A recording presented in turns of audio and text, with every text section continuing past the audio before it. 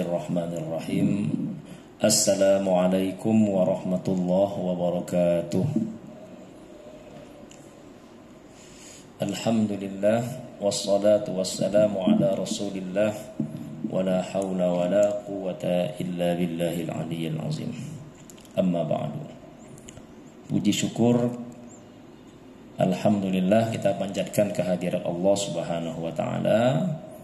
Pada siang hari yang berbahagia ini kita kembali dapat hadir menunaikan salat fardu zuhur secara berjamaah, dan kita duduk sejenak sama-sama kita membaca dan mendengarkan salah satu hadis dari Rasulullah sallallahu alaihi wasallam. Mudah-mudahan waktu yang kita luangkan di tempat yang mulia ini menjadi ladang amal dan keberkahan dalam kehidupan kita. Amin ya rabbal alamin.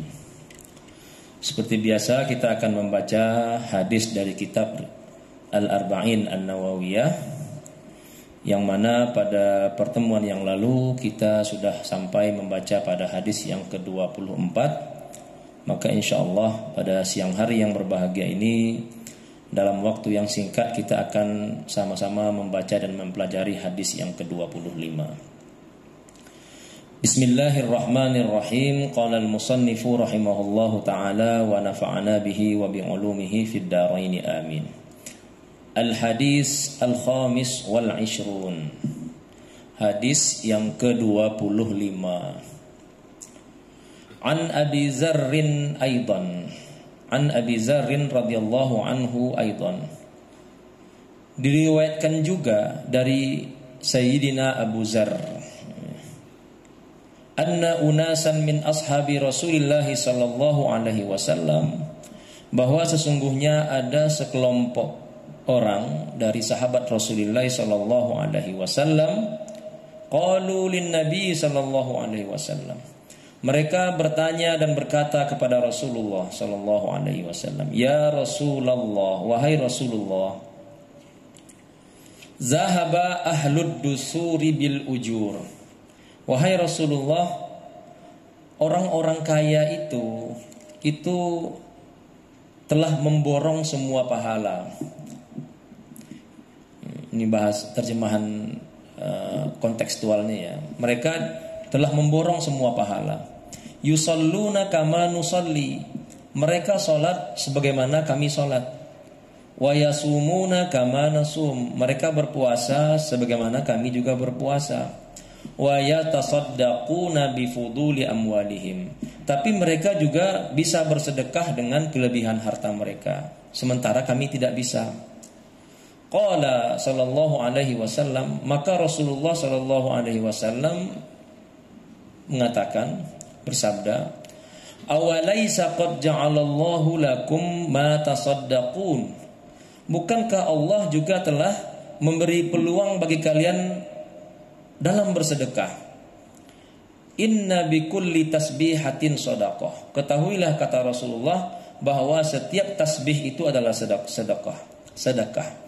Wa kulli takbiratin shadaqah, dan setiap takbir yang kalian ucapkan itu adalah sedekah. Wa kulli tahmidatin shadaqah, dan setiap tahmid yang kalian ucapkan itu adalah sedekah. Wa kulli tahlilatin shadaqah, dan setiap tahlil yang kalian ucapkan itu adalah sedekah. Wa amrin bil ma'rufi shadaqah, dan ketika kalian menyuruh atau menganjurkan berbuat baik itu juga sedekah. Wa nahyin an munkarin shadaqah, dan ketika kalian melarang orang lain dari berbuat mungkar itu juga sedekah. Wa fi bud'i ahadikum shadaqah, bahkan ketika kalian bergaul bersetubuh dengan istri kalian itu pun sedekah. Qalu, para sahabat itu bertanya, ya Rasulullah, wahai Rasulullah, ayati ahaduna syahwatahu, bagaimana mungkin seseorang melampiaskan syahwatnya, wa yakunu lahu fiha ajrun, lalu dia diberi pahala dalam menunaikan syahwatnya itu. Qala, maka Rasulullah sallallahu alaihi wasallam menjawab, ara'aitum law wada'aha fi haramin akana alaihi wizrun, bagaimanakah menurut kalian jika syahwatnya itu dia lampiaskan dalam jalur yang haram, bukankah dia berdosa?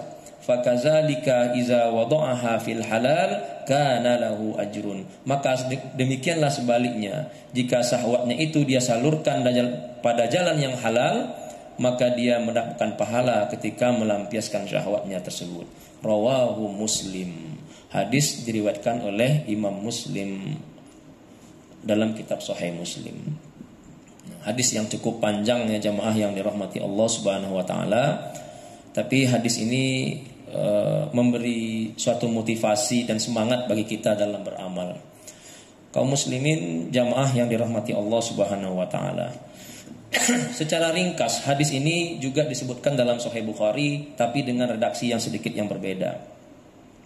Intinya bahwa ada sekelompok sahabat yang mana sahabat ini adalah orang-orang miskin. Kalau dalam Sahih Bukhari itu disebutkan fuqara min ashabi Rasulillah. Ada sekelompok orang-orang miskin daripada sahabat Nabi.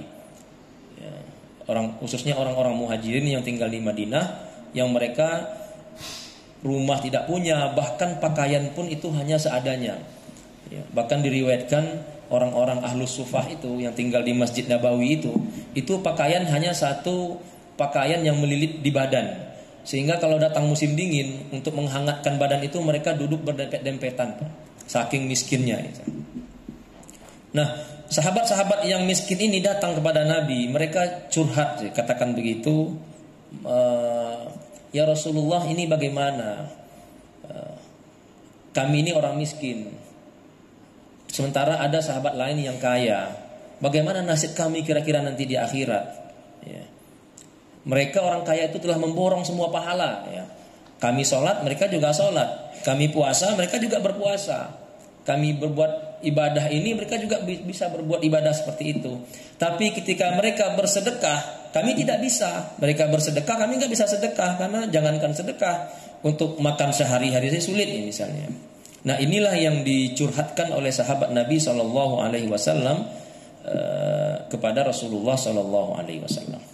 Jamaah yang dirahmati Allah, pelajaran pertama dari hadis ini menunjukkan bahwa Muslim itu tidak dilarang untuk punya keinginan sama seperti orang lain ya. Maksudnya dalam agama itu dikenal ada dua, Pak. Ada namanya ghibthah, ada namanya hasad. Ghibthah itu kita ingin punya nikmat seperti orang lain ya. Melihat orang kaya misalnya, kita ingin juga seperti orang kaya itu. Melihat orang punya jabatan tinggi, kita juga ingin jabatan seperti itu. Melihat orang misalnya punya harta banyak misalnya, dan dengan harta itu dia bersedekah, kita juga ingin seperti itu. Tanpa ada keinginan bahwa orang itu kehilangan nikmat itu. Nah, itu namanya ghibthah. Ghibthah ini boleh dalam agama. Bahkan sebagai motivasi kita untuk sama-sama mendapatkan karunia Allah Subhanahu wa taala. Itu tidak ada masalah. Tamanni an-ni'mah gitu, mengharapkan nikmat seperti orang lain yang punya, seperti yang dimiliki oleh orang, itu tidak ada masalah. Seperti para sahabat ini, mereka melihat sahabat lain punya harta, mereka juga pengen seperti itu. Tapi ini namanya bukan iri. Yang dilarang itu adalah hasad. Hasad itu tamanni zawalin ni'mah minal ghair.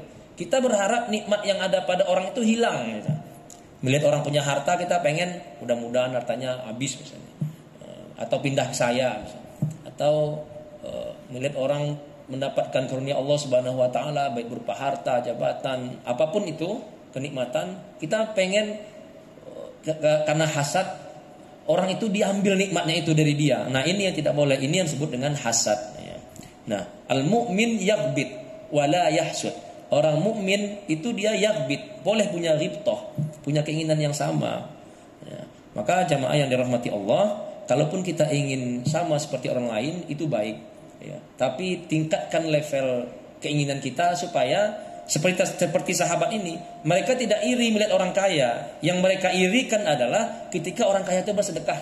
Jadi yang mereka jadikan patokan itu bukan kekayaannya itu, tapi mereka iri melihat orang kaya itu kok bisa bersedekah.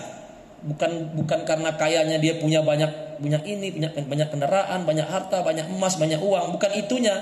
Tapi yang mereka irikan itu adalah dengan uang, dengan emas, dengan harta itu mereka bisa bersedekah. Nah, inilah yang menjadi pelajaran kita yang pertama, bahwa kita mukmin itu boleh punya ghibthah, yaitu punya keinginan sama seperti mendapatkan nikmat seperti orang lain. Nah, yang kedua, ketika mereka datang kepada Rasulullah mengadukan hal itu, ya Rasulullah bagaimana ini? Orang kaya bisa sedekah, kami nggak bisa. Maka Rasulullah menghibur mereka. Rasulullah berkata, awalaisa qad ja'alallahu lakum ma tasaddaquna bihi. Kalian kan juga bisa bersedekah, kata Rasulullah. Nah, tapi sedekah kalian tidak sama seperti sedekahnya orang kaya. Kalau orang kaya sedekah dengan emas, dengan uang. Kalian juga bisa bersedekah, kata Rasulullah sallallahu alaihi wasallam. Inna bikulli tasbihatin shadaqah. Kalian tasbih itu sedekah. Membaca subhanallah, subhanallah itu sedekah nilainya. Wa kulli takbiratin shadaqah. Kalian bertakbir membaca Allahu Akbar itu juga sedekah. Wa kulli tahmidatin shadaqah. Kalian membaca tahmid alhamdulillah itu sedekah. Wa kulli tahlilatin shadaqah. Setiap tahlil yang kalian ucapkan itu sedekah, la ilaha illallah. Bahkan dalam hadis lain disebutkan ibtisamuka fi wajhi akhika shadaqah. Kalian senyum kepada orang itu sedekah. Wa imatatul anil aza anit tariq shadaqah. Kalian menyingkirkan duri dari jalan itu sedekah. Yang mungkin sedekah ini tidak mampu dilakukan oleh orang kaya. Orang kaya misalnya gengsi ya, melihat sampah di jalan dipindahin misalnya. Kan jarang kita lihat orang kaya atau orang berpangkat mau melakukan hal seperti itu. Jangan-jangan ketika orang miskin menyingkirkan sampah atau duri dari jalan, penghalang jalan, dan dia melakukan itu dengan ikhlas, jangan-jangan walaupun remeh di mata manusia, tapi jangan-jangan nilainya itu lebih besar dari di mata Allah Subhanahu wa taala daripada orang kaya yang bersedekah dengan uangnya. Maka ini adalah hiburan dari Rasulullah sallallahu alaihi wasallam. Wa amrin bil ma'rufi sedekah. Kalian mengajak orang berbuat baik itu sedekah. Wa nahyi anil munkar sedekah. Kalian melarang orang berbuat mungkar itu sedekah. Wa fi bud'i ahadikum sedekah. Bahkan ketika kalian bergaul dengan istri pun itu sedekah, kata Rasulullah sallallahu alaihi wasallam. Nah, mendengar kata-kata yang terakhir ini sahabat ini heran. Ya Rasulullah, bagaimana mungkin ayati ahaduna syahwatahu yakuna lahu fi ajr. Ya Rasulullah, bagaimana mungkin orang melampiaskan syahwat bersetubuh dengan istrinya tapi dapat pahala sedekah? Itu gimana? Logikanya di mana? Kata mereka. Maka dijawab oleh Rasulullah sallallahu alaihi wasallam, "Ara'aitum law wada'aha fi haram kana alaihi wizrun." Coba kalian pikirkan, kata Rasulullah. Andaikan orang melampiaskan syahwatnya dalam hal yang haram, dia berzina. Ya. Bukankah dia berdosa? Maka ketika syahwatnya itu dia lampiaskan dalam jalan yang halal dengan istrinya, maka iza wada'aha fil halal kana lahu ajrun. Maka ketika dia bergaul dengan istrinya, melampiaskan syahwatnya dengan jalan yang halal, dengan jalan yang diridai Allah, dia dapat pahala. Nah, ini semangat nih Pak bagi kita Pak. Ketika bergaul dengan istri, niatkan itu adalah sedekah dalam arti kita menjaga syahwat kita dari yang halal. Maka bukan hanya kenikmatan dunia yang kita dapatkan, tapi juga pahala dari Allah Subhanahu wa taala. Ada penjelasan yang cukup menarik dari ada ulama namanya Syekh Atiyah Salim. Beliau mengatakan setiap hari kita ini sebenarnya butuh sedekah. Nabi mengatakan kullu sulama min bani adam kullu yaumin ala kulli sulama shadaqah. Setiap ruas tubuh kita ini setiap hari itu wajib bersedekah. Setiap ruas tubuh kita itu ada sedekahnya. Beliau mengibaratkan ada pengeluarannya begitu. Ibaratkan mobil itu setiap rangkaian mesinnya itu dia butuh oli, butuh perawatan, ada biaya yang dikeluarkan. Nah, tubuh manusia itu juga seperti itu. Setiap ruas tubuh kita ini ada sedekahnya. Maka Rasulullah telah memberikan jalan untuk sedekah itu. Setiap tasbih itu sedekah, setiap tahmid itu sedekah.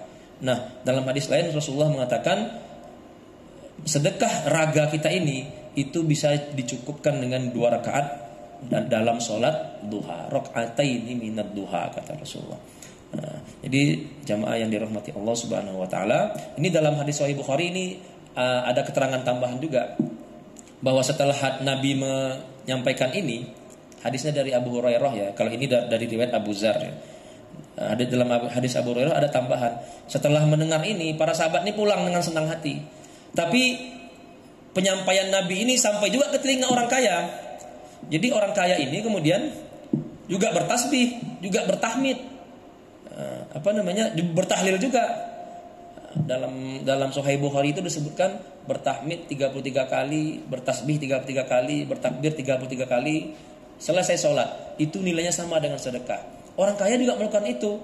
Maka setelah itu datang lagi mereka kepada Rasulullah. Ya Rasulullah, ternyata apa yang rahasia yang kau sampaikan kemarin sampai juga kepada orang kaya ini bagaimana? Maka dalam hadis Sahih Bukhari itu disebutkan Rasulullah mengatakan zalika fadlullahi yu'tihi may yasha. Sudahlah, jangan pikirkan itu. Itu adalah kelebihan masing-masing yang telah diberikan Allah Subhanahu wa taala. Seakan-akan Nabi ingin mengatakan, berbuatlah yang terbaik sesuai posisimu. Engkau mampunya begitu, berbuatlah yang terbaik di situ. Insya Allah nilainya serahkan kepada Allah Subhanahu wa taala. Oleh karena itu Nabi mengatakan, la tahqiranna minal ma'rufi syai'a. Setiap potensi kebaikan apapun jangan pernah remehkan. Karena kalian tidak tahu, kata Rasulullah, amal kecil yang mana yang akan menyebabkan kalian akan masuk surga. Dan setiap potensi dosa yang kecil jangan juga diremehkan, karena kita tidak tahu dosa yang mana yang akan mengantarkan kita kepada nerakanya Allah Subhanahu wa taala. Jadi patokan amal itu bukan dari besar materinya, bukan dari besar bobot nilainya, tapi yang dilihat oleh Allah Subhanahu wa taala adalah nilai keikhlasan dan ketulusan dari pelaku amal kebaikan tersebut.